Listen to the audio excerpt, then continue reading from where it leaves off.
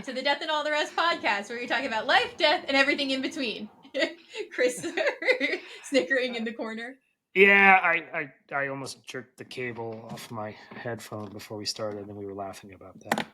Instead of like laughing now, we came into this happy. So that's good. Yeah. You guys want to come into a happy host. You want to be in touch with your sense of joy and laughter. Damn right. Hell yeah. Yeah.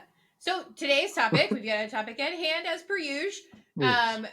We have been talking, one of the things that Chris and I really want to be doing with these podcasts is normalizing things that sometimes people don't know are normal. They're not having conversations about their things. I mean, we say this all the time. This podcast, one of the biggest points of this podcast is to have the conversations that people are not regularly having. The vulnerable conversations, the hard conversations, the things that we just don't think are normal or we think are too normal, and people already, everybody is having the same experience, so we don't need to talk about it, or nobody's having the same experience, so we feel weird talking about it. This, I think, is really important, this specific topic, because what we want to talk about here today is the fact that healing any of our struggles and our challenges, healing is not one of those things that's ever 100% done. It is not curative. You know, we do not cure our ADHD, our depression, our OCD, our anxiety, our anger, all of that. And these are things that Chris and I have touched on in other episodes, things that we deal with. But I think like really normalizing, because a lot of times there's shame associated with the prospect of, you know, knowing that you're dealing with some kind of internal struggle and you're working on it, and having to own that it's a continued work in progress and it's not just done and over with. And people feel shame about that, and they feel like they have failed in some way to even admit that to themselves, let alone to other people. So we kind of can sometimes walk around pretending that these things don't exist. And that's where we get into trouble, I think, sometimes, because when we pretend that we're living in a space where this issue we had no longer exists for us, we stop paying attention to it. We're no longer having the awareness around it and the insight to make sure that we are fine-tuning and recalibrating when it comes up, because it's going to come up. That's human, and that's okay. But I think people need to hear that explicitly said, like, it is okay that you are not 100% healed, because none of us is, and we're not going to be. Yes. You're done. You did the entire podcast right there. That's exactly right. There's a danger in that, right? We want to be healed. We want to put things behind us. We want to be fixed. You know, people say you're broken. Well, now I'm fixed. Everything's great. Yep.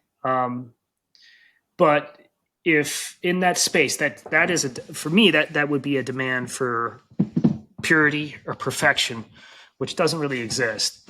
And if you do that, you open yourself up to delusion, you know, to faking it. Or you can open yourself up to self-criticism and self-loathing, because you're like, why am I not healed?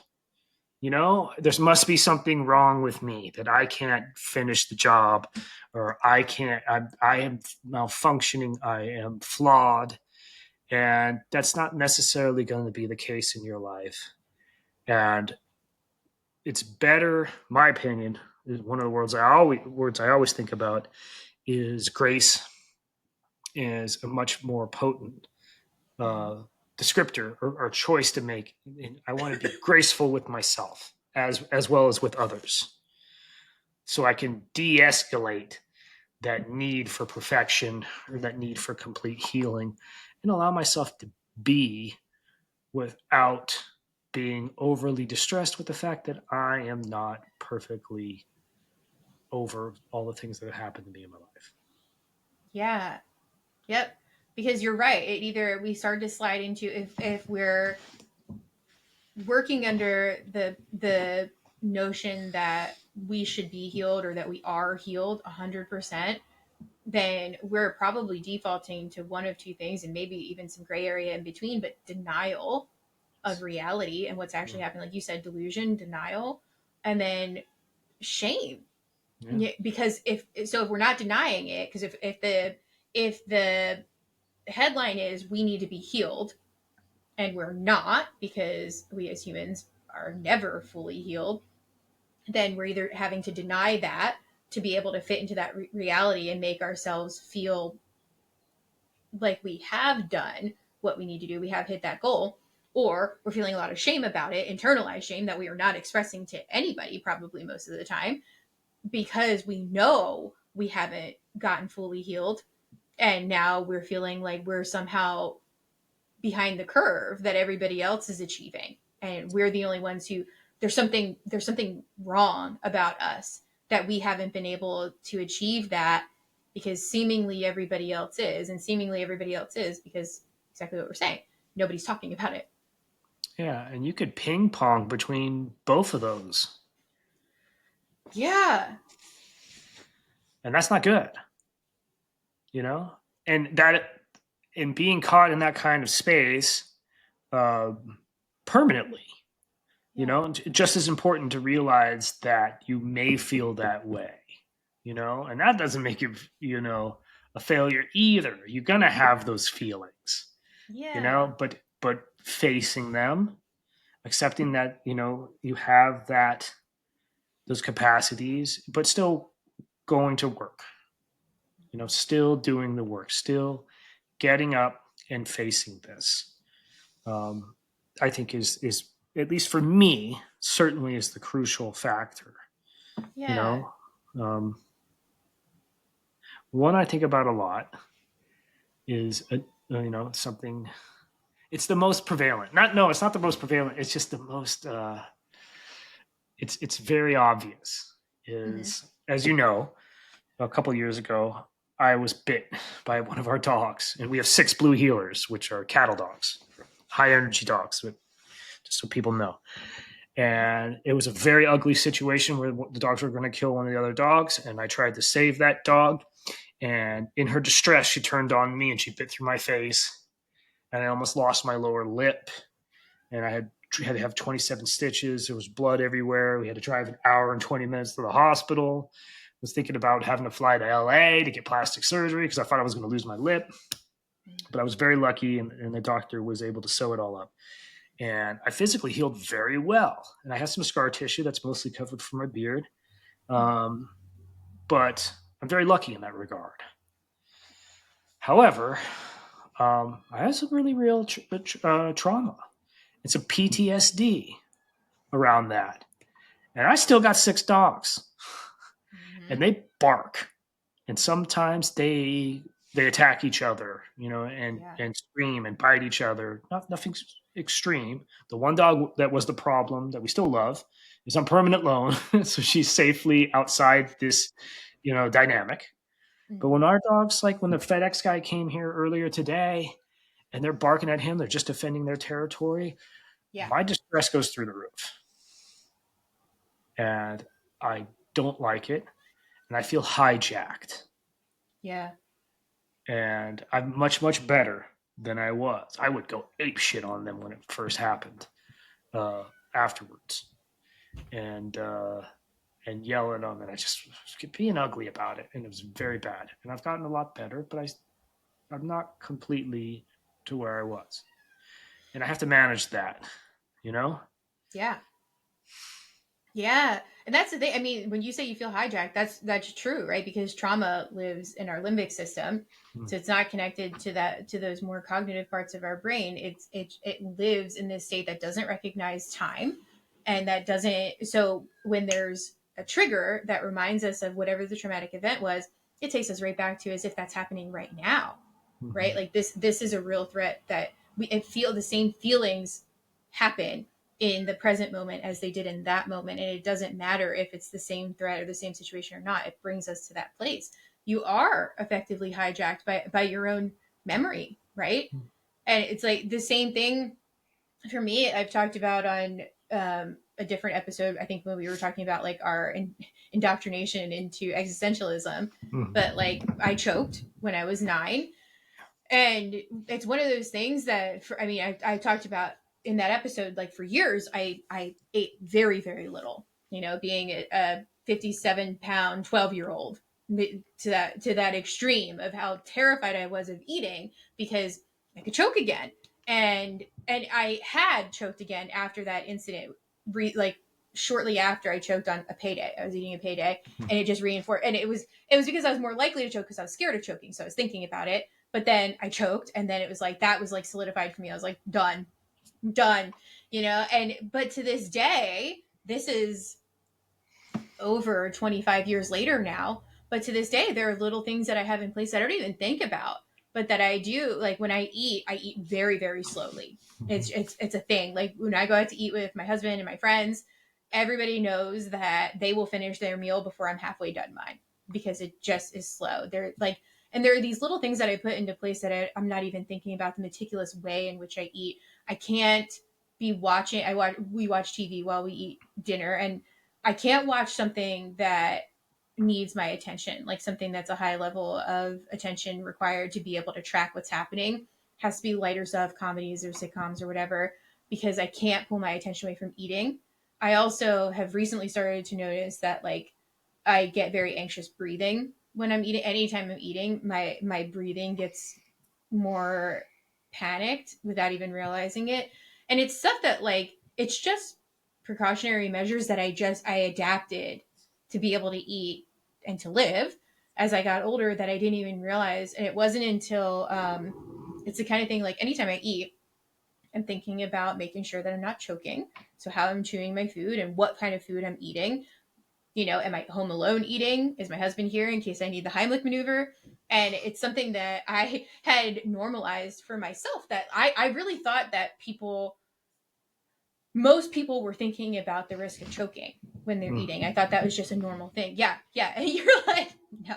And I was in therapy last year, and this is something I was working on with my therapist, and he was like, I don't know. I have not worked with anybody where this was a presenting issue, where choking was a presenting issue, and as like a point of like this is not a common experience. And he said, and I literally never think about choking when I eat. And it wasn't to make me feel weird or wrong for that. It was like this helping me to understand how based in trauma my actions had become without me even noticing to like mitigate things. And then I started like I had asked my husband, and he was like, I don't think about choking ever when I eat. He's like, even in moments like where I do choke a little bit when I'm eating, every so often that happens to people, something goes down wrong or whatever, and he's like, I it doesn't hit me. I just like keep eating after that. Like it's not I'm not worried about it happening again. And I was like, this is crazy to me. But there's all these little things, there's these reactions that we have. If I have a moment where something gets caught wrong in my throat, because that does happen, there like my entire body activates. There's this tingly sensation that hits me everywhere, and I feel like my heart's beating out of my chest, and I can't eat anymore. I have to stop eating. And so there's just that very natural visceral response that we have to our own trauma. And even in the long term, like mine happened over 2 decades ago, there's things that I hadn't even noticed that I had put into place as protective factors to deal with the trauma and how it affects my anxiety. It has lessened my anxiety in some ways, but it also increases my anxiety in some ways that I don't realize I live in this state of anxiety all the time thinking about these things. But I think that's like another part of this normalization of our experiences and how we work through things is recognizing how we sort of adapt to certain things to and make it normal, even if maybe it's not, just so that we can keep moving through and do what we've got to do. So you've been dealing with all this stuff, like you said, these defensive mechanisms and Mm-hmm. coping mechanisms, thinking they were normal, um, or not unusual. Yeah. For how long? Without being like fully cognizant Yeah, necessarily of yeah. them. I don't know, because I know obviously I started trying to eat somewhat normally again. I was around 12 or 13. Obviously, I was very aware of how intentional I was being about what I was eating and stuff. And even as I got older and I was going out to eat with friends and dates and stuff more, I would be thinking about like what kind of food I'm ordering. Is this something that's like easy to swallow, to chew and swallow? when I'm in public with another person because I don't want to choke in front of someone. That's just embarrassing. So I would like, I would order foods that, like, I'm not gonna eat a steak, something that requires a lot more chewing. Like, maybe I'll order some kind of pasta because noodles are a pretty Yeah. safe option, You're right? having So, smoothies. yeah, yeah, yeah. So it's like, it was stuff like that that I was aware of. But the stuff around just like, I know I'm a slow eater, but I think it's recognizing, not being able to watch certain kind of shows because I can't be distracted while I'm eating because I got to focus on that. I don't know, like maybe, what am I, 35? Maybe a decade? So what I was trying to get at Mm-hmm. is you have a lot of insight. You're a thoughtful person. And so you were already a clinical therapist before you really became hyper aware of this. Sure. Is that Yeah. correct? Yeah. So you even had the cognitive tools and the education to recognize something like this. And that's kind of what I was curious about because like we think these things are we keep wanting to say normal. I want to keep on saying normal, but I think it's more like uh, we think these things are part of our character or just part of our understanding of the world, and they are, but they are Yeah. reactions to certain things. Mm-hmm. Um, I always just said I was just a sad kid. I was just a Mm-hmm. sad guy. Life is sad. I didn't really realize until like somebody slapped me in the face with it that A, I had ADHD and that I Mm-hmm. had persistent depressive disorder and I could do something about it. Yeah. Yeah, because you were just resigned to the fact that this is just who I am and this is just how I operate. And that's what life's going to be like for me. And you know what? I mean, I think this is a really good point is I had already made when that happened and I'd resigned myself to that, I had already made a shit ton of progress. Yeah. I had gotten sober. I had gotten myself out of my out of my self exploitive career, and I was living a much happier, freer life. And I do remember, I think this memory will always stick with me for the rest of my life. How Mm-hmm. I was living in a cabin in the woods, 25 miles outside of a small town here in Montana, after living my entire life in either the suburbs or the big city. Yeah.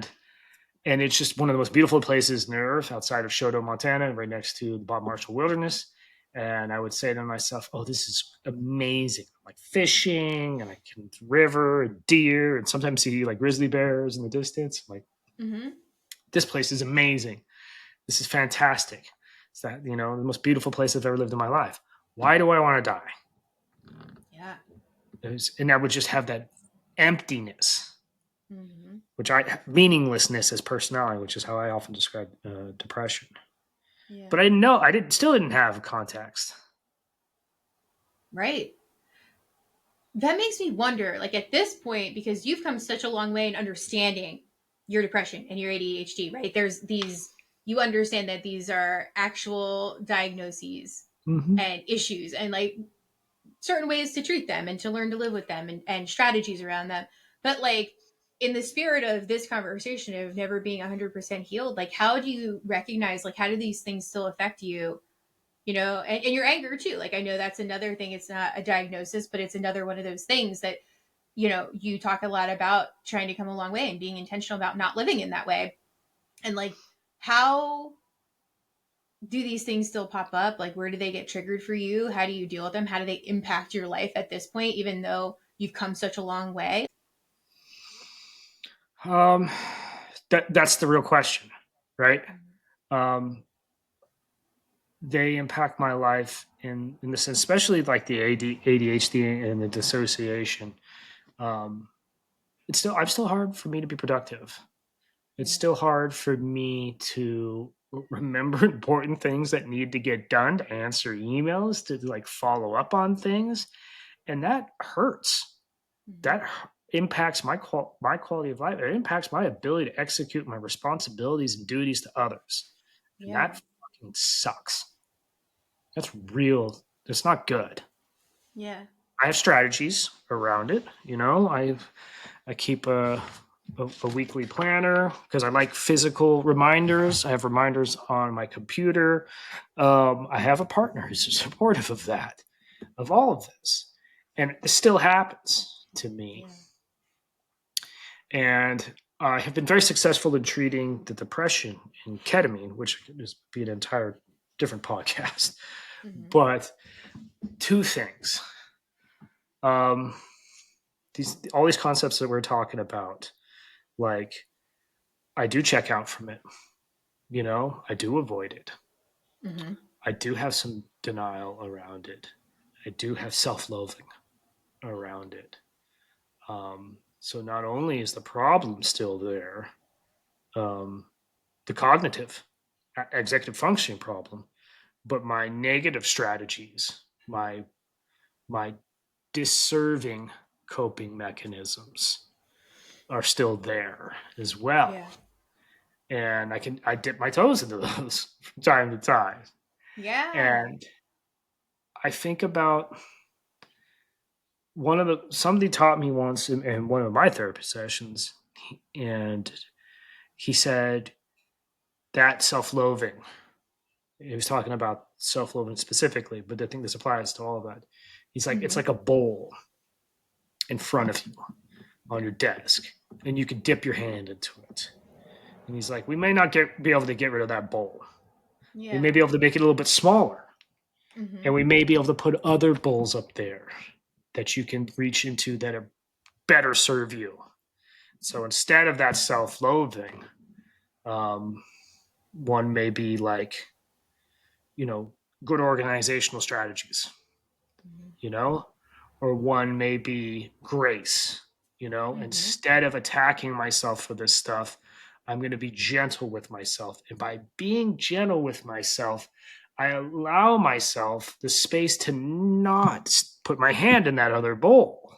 Mm-hmm. Um, Things like that. So I have a lot more strategies, Yeah.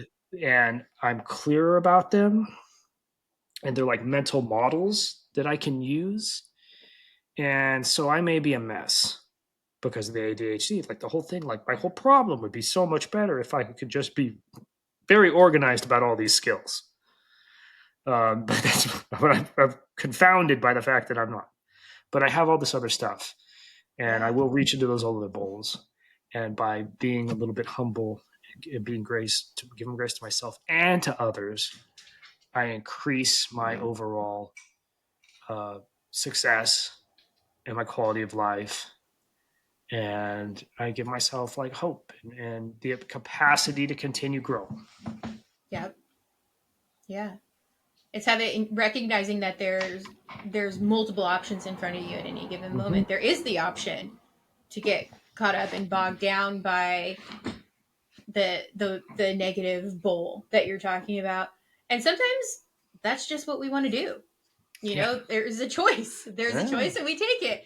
And then, Yeah. but you also know that there are other options available to you too, like you said, grace and humility and all that kind of stuff.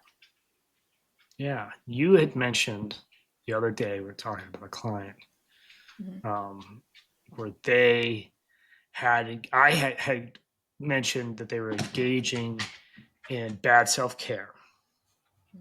But you put it in a better context is they were dealing with something very important Mm-hmm. that like superseded a lot of the basic stuff that they need to do because it was more important in that moment, and it has to do with their career and eventual financial success, Mm-hmm. and that they had chosen to engage in in a behavior that wasn't their best self-care, but Yeah. maybe it served them pretty well in that moment. Mm-hmm. Yeah. It's this balance, right? Because not everything we do is healthy, but is it a healthier choice than other alternatives? Like, because this client, like, it was a biological requirement need of eating, Mm-hmm. but being very busy, and they were prioritizing making sure that they were eating something, that they were getting some kind of nutritional value. Wasn't the healthiest food options, but time and stress wasn't allowing for that, and the other option is to just not eat at all, to forego food and not have that fuel at all and focus on this other stuff. And yeah, it's like, it's a harm reduction model kind of stuff. Like, Absolutely. cool. You're Yeah. not always going to perfectly be able to have a healthy diet and to nourish your body in the best way, but at least you're thinking about nourishing your body and you're making that a priority. And I think that that's this same kind of mindset of like not being fully healed, just doing the best that we can in a given moment with our given circumstances. Yeah. That was the win. That was the win Yeah. right there. And like identifying it as a win instead of as like a micro failure or whatever. I was wrong. I fall prey to a rigidity Mhm. of, and that's, has to do in a sense, I think, with abstinence Mhm. around my sobriety, Yeah. because I'm very prey to addictive behavior Yeah. and I have to get out. Mhm. And being emotionally charged about getting out is my baseline strategy, and that's how that kept me from dying from alcoholism. Yeah. But that's not always, that doesn't serve me for the best. And there's another concept that I'd like to talk about. I think Mhm. you could speak to is the double bind. The double bind where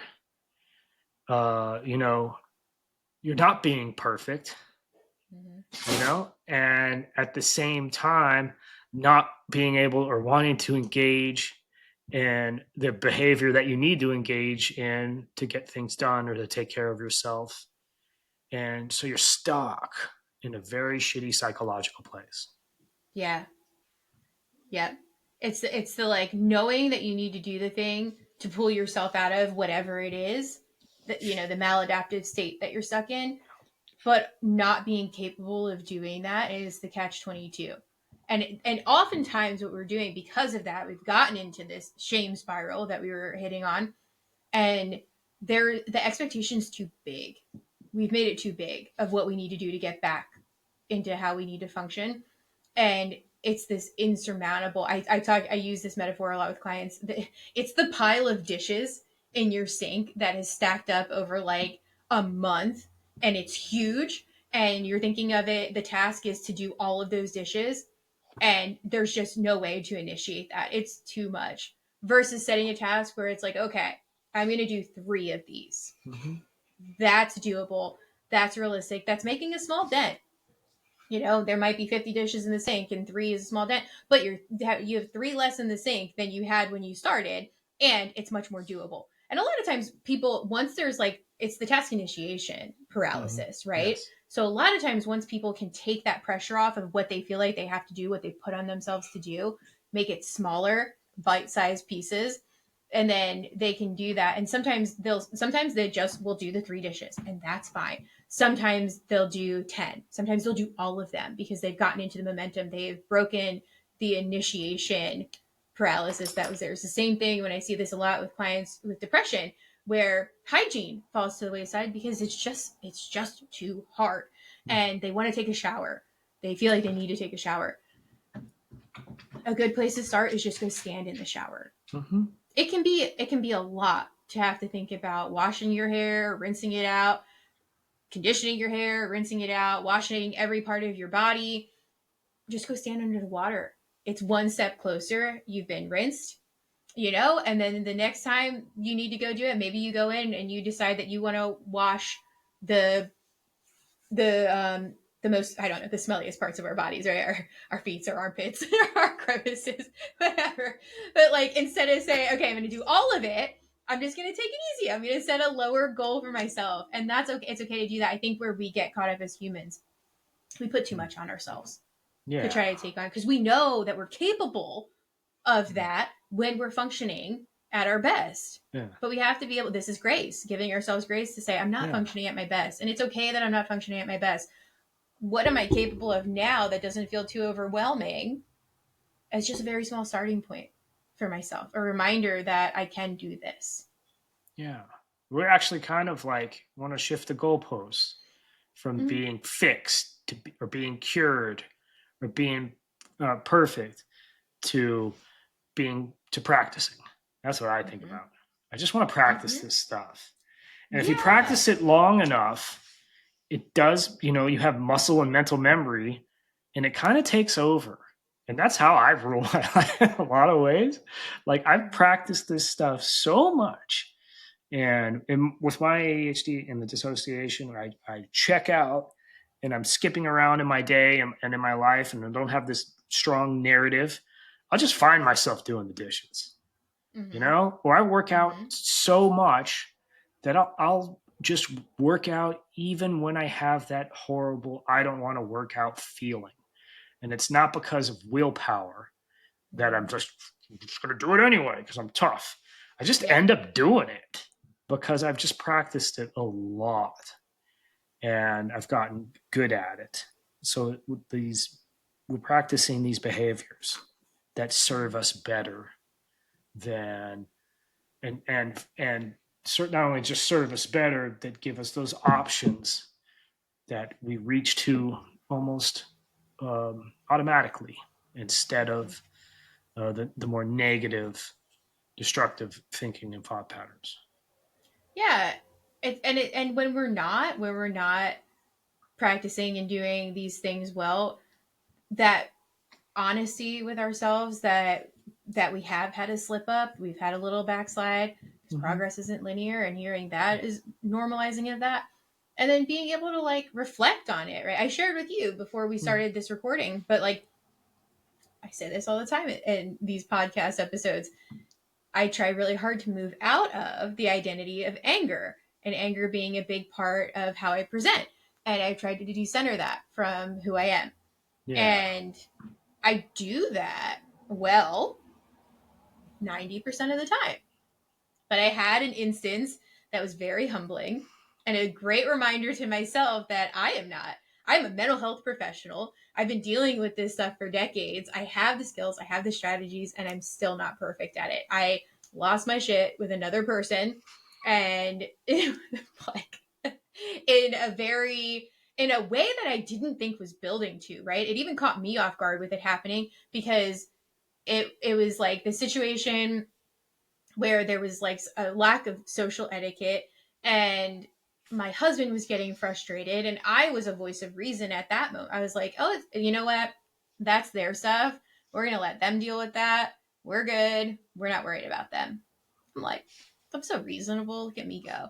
And then and then the wake up call was when this person actually confronted us, and my husband calmly responded, but calmly but firmly with like, "Hey, man, you violated a boundary here." This was on the disc golf course. Mm-hmm. And then the guy responds in a way that shucks accountability. He made it our fault that Yeah. he did the thing that he did, and it just sent me like that. I mean, seriously, the snap of a finger, and I'm yelling at this guy, and doing all of my old things, like the yelling and the like I can feel my body doing the like bracing and making itself bigger, the hands bagging, like all this stuff, and I can feel it. And as it's happening, I'm shaking Yeah. with rage. And immediately after, I was still shaking, and I was like, "Damn, that felt so bad." Like, because Yeah. I was like, this is a situation. This guy was operating from the place of being a dickhead. Yeah. That's just, we try not to I said we had just an episode about this, like trying not to interpret other people's motives or what they're thinking about. I got in this guy's head when he responded, right? Mm-hmm. He was being a dick. But the thing is, it's like there's the first part is not assuming I know where somebody else is coming from, but even still knowing where he was coming from, I don't want to let this guy have that impact on me, Right. pull me so far outside of a version of myself that I've really come to respect. Yeah. And I was like, damn. Yeah. Yeah. And I mean, it was humbling, right? It was that reminder that, yeah, I'm not fully healed either. Yeah. And it's okay, that's human, but I had to be able to like sit and process that event and because like at first it was like I was leaning into the anger of it a lot. My response was just to justify that. Oh man, what a jerk! The way that he was acting, the way that he was acting when confronted with poor behavior on his end, and then put it on us, right? Mm-hmm. And then it was like, I need to take my own accountability because this Mm-hmm. guy aside, like, this is just not how I want to act. This doesn't feel good for me. The way that my body felt didn't feel good for me. Physiologically, that didn't feel good. Um, but it's that reminder, and it was that reflection and that ability to admit to myself that I am not healed, and I'm not like a terrible person No. for not navigating a situation perfectly. Like, Mm. it's a learning experience. It's a reminder that there's still work to be done here. It's a reminder to myself of like living within my own values and stuff. So like it's good. This is like it's the kind of thing where we get to keep our minds sharp and our minds around our Mm-hmm. mental health and our behaviors too. It's important to keep those sharp. Yeah, that's the actual technique. Mm-hmm. It's the thinking about it and correcting yourself once when you've been hijacked that brings you back to yourself. And that's the win. And that's the That's the win win. over the dickhead. you know, Yeah.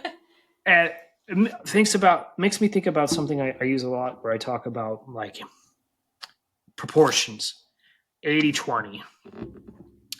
If 20% or 80% of the time you react with anger and you only have able to be graceful 20% of the time, that sucks. You are being hijacked, you're living in rage, it's exhausting. You're probably obviously going to have a lot of bad results because it doesn't get things done with people. You can't communicate, you're not Yeah. able to negotiate. That's the worst part of having all this kind of trauma loading. you Mm-hmm. know would be great to be perfect and not have that, but it doesn't exist.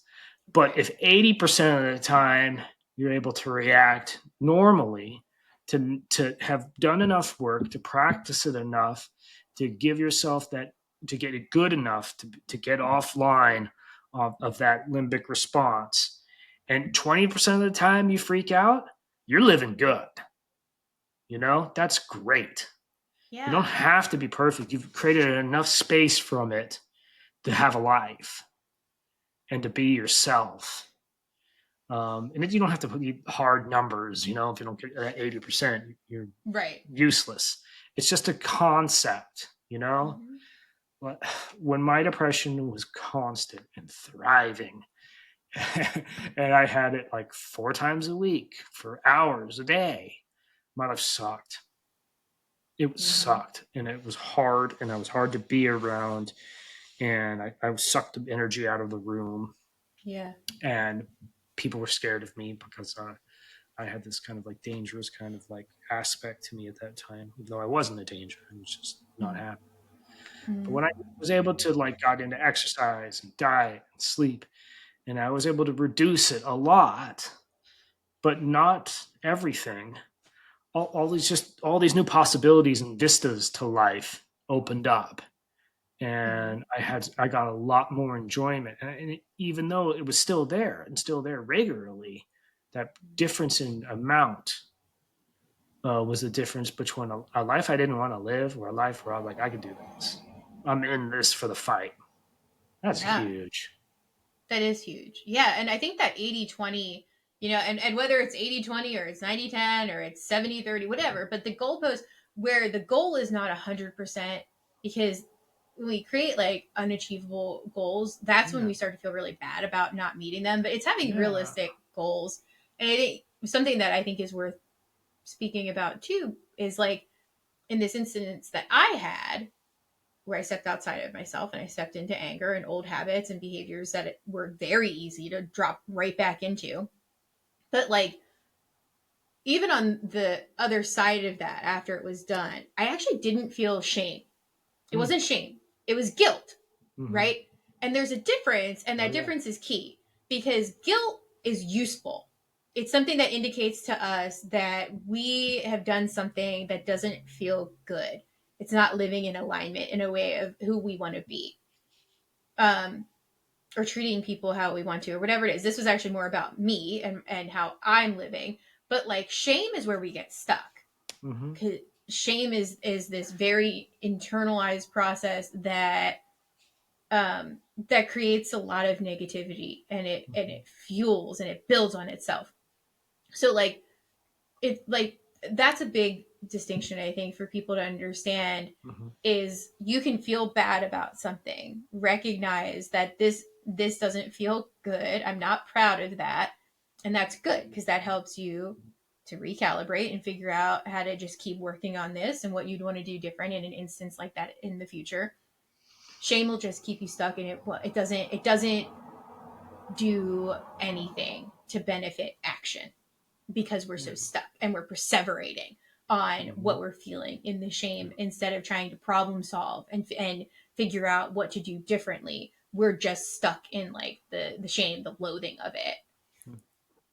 Yeah, shame should be like the sensory experience of having like done wrong or let yourself down, and then you move quickly through that to the guilt stage where I've wronged myself or I've wronged others, and then you move to the action stage, the corrective stage, and you like you recommit, Mm-hmm. you reassess, uh, you address and try to fix the circumstances. But man, you don't want to stay in shame. You can wallow in shame, and that was a big part of for me for with my alcoholism. I wallowed in it. Man, Mm-hmm. you do not want to stay there. You do not deserve that. It is not functional. It is not helping you. It's not helping others. Um, Nope. you're supposed to respond to it and move out of it. And it's probably like if you are in that space, that's a sign that something's wrong, Mm-hmm. um, Yeah. strategically, and you need to move on. But it can be a trap. Oh man, you can get addicted to shame, just like you can Mm. get addicted to anger. Yep. Oh yeah. All of these things can be Yeah, addicting, right? Like, and that's the slippery slope with any one of these things, good or bad, negative or positive, and we want to have a yeah, balance of all of it because it all informs what yes, we're doing, and that's why all of these emotions exist. That's why we don't only just get to live in happy, enthusiastic, positive world. We do need to feel the other side of that because that shapes a lot of what we recognize that we want better for ourselves, we want better for our relationships. But it is the risk is where you get stuck in that and recognizing that you're stuck in that. We'll get stuck too, right? Healing's not yeah, 100. So yeah, like you'll get stuck in it and then realizing when you're stuck in it to say, I'm wallowing. yeah, I'm stuck. How do I pull out of this? What do I have to do to get back where I want to be? Because this is not going to get me anywhere. This is not going to do anything to help. yeah. And those feelings are not you. Can't Those are, stress that enough. yeah, that's super key. And like having creating some separation from that so Mm-hmm. that you can see it and have insight, it's like Yep. totally the first step to like doing something different and to Yep. freeing yourself from that trap.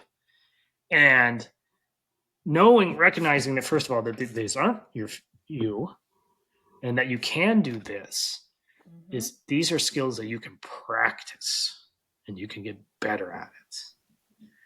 Yeah. And then these are the meat and potatoes of living, the skills of living, and you can get good at this stuff and you can say I am not cured, I am not perfect, I'm never going to be perfect, I'm still going to screw up, but I'm good at this, I've got some skills and you can have some Yeah. pride in that too. I'm doing a damn good job. Yeah, I'm working it. Yep. Yeah, Yeah. We stress that a lot in these episodes. And I think it's one of those things that's worth hearing, just that yeah, reminder, because it's so easy to feel that as humans. We get so caught up in the emotional experience as traits about ourselves, as parts of who we are.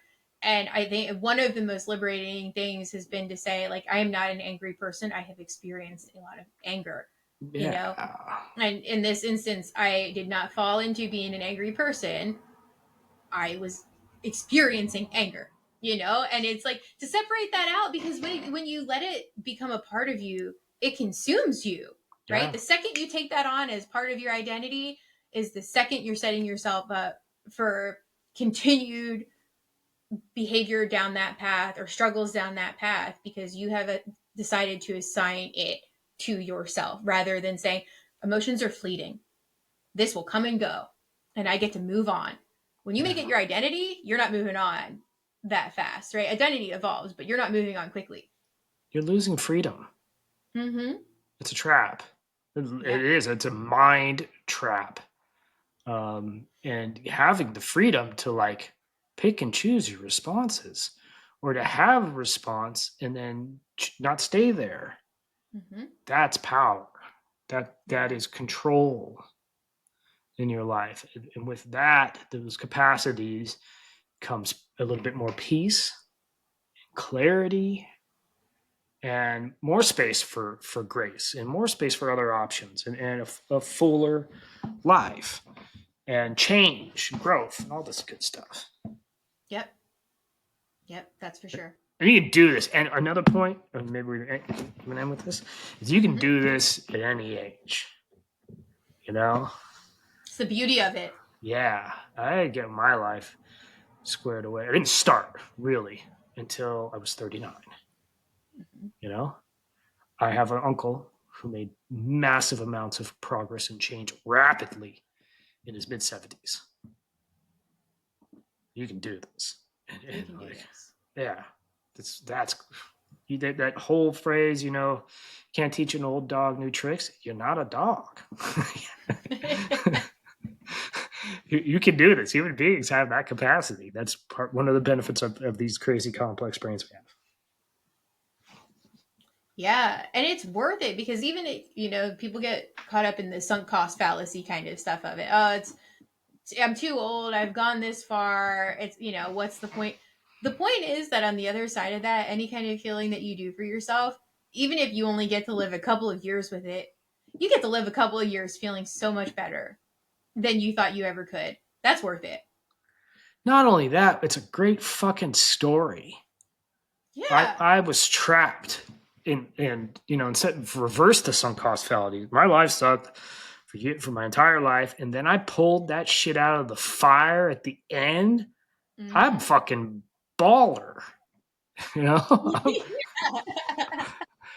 Yeah, pride in that. Uh, Yeah. I talked to a guy. I heard a guy the other day in an AA meeting, and he was a brilliant way of encapsulating big concepts. Mm-hmm. And he was suffering from a lot of self-loathing. And his buddy said to him, he's like, "You got a problem with self-esteem?" And he's like, "Yeah." He's like, "Do things that are esteemable." And that's what he does. Hmm. Yeah. What'll make you feel good? Yeah, do good things that make you feel proud. And Yeah. you'll fill that cup too. You'll fill that bowl. Yep. Okay. Good. I Yeah. think that's a good landing point. Yeah. You guys can do this. Thank you. Thank you all Yeah. for coming. Have a good day. Death from the Rest podcast. See you next time. All right.